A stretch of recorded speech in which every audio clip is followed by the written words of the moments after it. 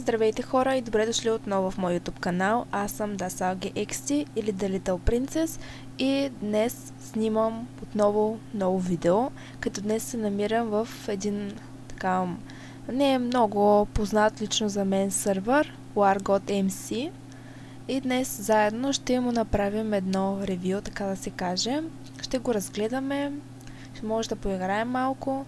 Общо взето сега за първи път влизам. Това тук е спауна и ще го разгледаме заедно с вас. След това ще разгледаме другите ларпове и така. Защо се реших да направя такова видео? Искам да разнообразя много канала си и така нататък, тъй като има еднообразни видеа и реших, че може би ще бъде интересно да започна да така да се каже, да откривам някакви сървъри български, да влизам, да ги разглеждам, пък и защо не да започна да играя в тях. Като цяло някой от вас също може да си хареса някой сървър и да реши да влезе. Целта е, освен като цяло, че един вид ги рекламирам по този начин, всъщност давам шанс, ако някой от вас се реши да влезе, да поиграем заедно. Освен това, ако някой от вас има сървър, бих се радвала с удоволствие да вляза в самия сървър и да му направим едно ревю заедно. Така че нека да го разгледаме. Така, това е самия спаун. Тук ви портва още в началото. И както виждате, малко информация има тук. Има LARP Event, Survival и Mini Games. Като ще започна първо с Survival. Така. Не знам защо, но има изключителен гаден спид. Предполагам, че минава. Ето, червената линия, така. PvP зона. И съответно вече тук предполагам... не, все още спид продължава да си има. Добре, това не разбирам каква му е идеята на цялата работа. Предполагам след едно известно време спира. Да, 10 минути. Така ето минаваме и жълтата линия. И така общо взето, тук си оцелявате напреде.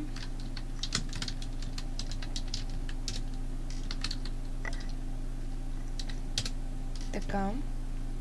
Настрани пак си имате разни посоки и така нататък. Между другото, още в началото ви дава ето тези неща.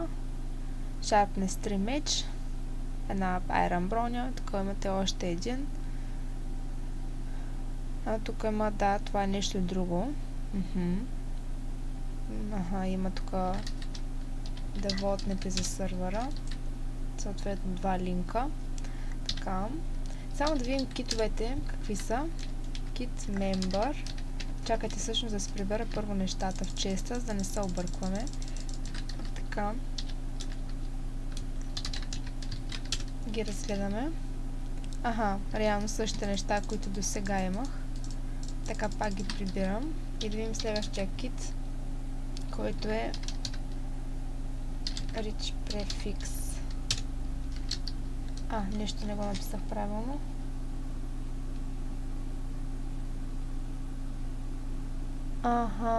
Той струва, да. Той струва 15 000. Така. Добре, продължаваме нататък. Да видим кой ларп да погледнем. Всъщност така да говорихме за crates. Нека да видим. Откъм някакви работи. Някой си хвърлил нещата. Добре. Така тук всъщност я да видим моя какъв е. Аз го оставих в честа. Аз имам някакъв Wargot. Сега ще го отворим. Има и явно различни. Да видим какво ще ми се падне.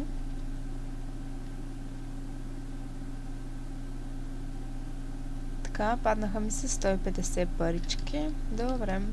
Тук явно има различни. Предполагам на тези евенти може да ви се паднат различни ключове. И съответно към различните crates, които са. Така, продължаваме напред с LARP. Кой да видим всъщност? Добре, хайде да видим, тъй като заговорихме вече за евента. Това е.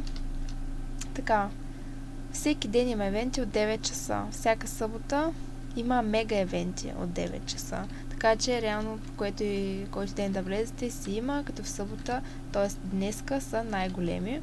Най-вероятно видеото ще бъде качено отново днес, за да може да се възползвате от това и да влезете на големия евент. Така, евент лоби. Аха. Това е лобито за събития. Има 4 места за събития, които са Snake, мината съответно, Treasure и Leaves. Leaves нямам представа какво е. Всъщност какъв точно ивент представлява. Treasure също не знам. Предполагам това с самите честове. Snake всички го знаем. Мината също. Така, също така и места за трейд и мини джъмп. Аха, ясно. Ами тук всъщност ето го Warp Leaves. Застават на листата в терена. Победител е този, който остане последен. Това, да, виждала съм такова, да, сега се сетих. Я да видим другите. Snake, всички го знаем. Отново 9 часа евента. Treasure, така. Има евенти, тук се маха стъклото и всички играчи започват да копаят за съкровища. Аха, като не изтече времето. Това явно копаеш. Това всъщност може би е за тази мина, за която си мислех. Се маха стъклото и всички играчи започват да копаят руди. Ясно. Добре. Така, продължаваме напред. Кой да е следващия, който да разгледаме? Хайде да видим Енда. Тук отново има PvP, червената линия.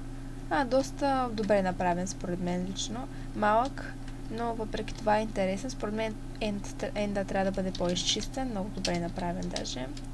Я да видим PvP. Всъщност това ме телепортна директно до FPS. Добре. Така и тук явно започва отново. Има някакви работи тук. Бутона води до зона с PvP. Тук явно тук явно има нещо като клетка. И ако искате да се биете, примерно, на затворено място, може да натиснете бутона. И съответно да ви телепортне някъде. Тук има шоп явно, да. Така. И всъщност от тук може да скачате малко. Така и падате тук и се биете. Пак доста така компактно местенце. Малко, но в същото време няма много на къде да се бяга. Скочи ли някой, отивате, убивате го и си прибирате нещата. Така, всъщност няма PvP, имаме FPS, което е добре, защото няма да ви лаги толкова много. То затова е така опростено. Така, да видим Enchant. Така. Да, тук може да си купите съответно различните енчанти. Даже много добре, според мен това е още по-лесно. Поемате. Какво е това? Добре, това ще го разгледаме някой друг път, може би. Да видим нататъка. Тук може да си поправите всички елементи. Значи на този човек може да си поправите нещата. Така, и може би да видим още един, максимум два. Ние видяхме... Я да видим All Jumps, което е.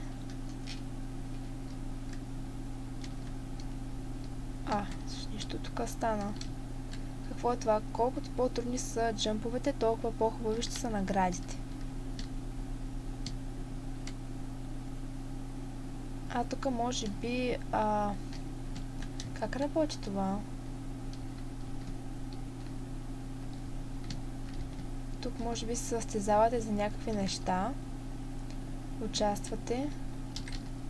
Чакайте сега да пробваме нещо. Тук минавате и трябва да минете всяко едно ниво, за да вземете някаква награда. Това е много готино. Добре, значи го видяхме и мисля, че като цяло всички ги видяхме. Има фрагмент и тук някакви фишинг, бос, клан war. Тук контактите предполагам на самия сървър. Да, има най-различни, но според мен сървърът си е доста интересен. Като цяло, може би като се напълни, най-вече на евентите, сигурно се пълни сървъра доста. Така че ви приканвам, ако искате, аз може и днес да се включа на евент или на някой друг евент и някой път да подсъкаме заедно. Ако имате някакъв сървър и искате да вляза да го разгледам и да направим някое видео заедно за него, може да ми пишете в коментарите.